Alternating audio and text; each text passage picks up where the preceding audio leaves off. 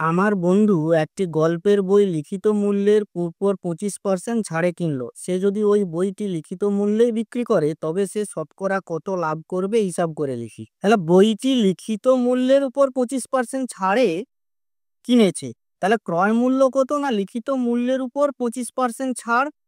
তা লিখিত মূল্য মানে হচ্ছে বইটির উপরে যে দাম লেখা থাকে বা ধার্য মূল্য, সেই ধার্য মূল্যের উপর 25% ছাড় সমান কত হচ্ছে ক্রয় মূল্য। তাহলে বিক্রয় মূল্য কত? না লিখিত মূল্যটাই হচ্ছে বিক্রয় মূল্য।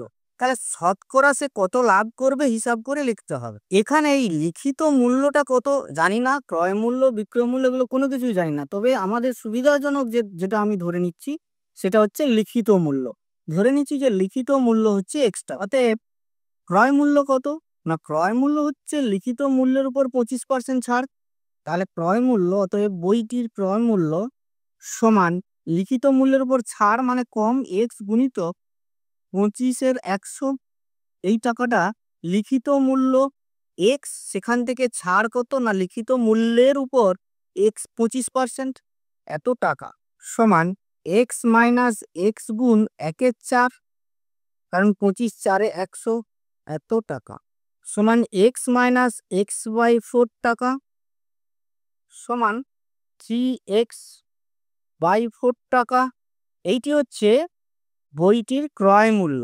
বিক্রয় মূল্য কত? বিক্রয় মূল্য কিন্তু লিখিত মূল্যেই বিক্রি করেছে, তাই বিক্রয় মূল্য হবে এক্স টাকা। অতএব অতএব বইটি ক্রয় মূল্য কত?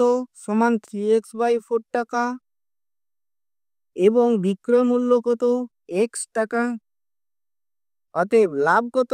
বিক্রয় মূল্য মাইনাস ক্রয় মূল্য সমান কত হবে? বিক্রয় মূল্য কত? এক্স টাকা মাইনাস ক্রয় মূল্য হচ্ছে 3x/4 টাকা সমান কত হবে? না 4x মাইনাস 3x/4 এত টাকা সমান x/4 টাকা। অতএব শতকরা লাভ সমান, শতকরা লাভ সবসময় ক্রয় মূল্যের উপরে হিসাব হবে। ক্রয় মূল্য কত? এই টাকাটা, তাহলে এই টাকার উপরে এই টাকাটা লাভ হয়েছে, তাহলে x/4/3x/4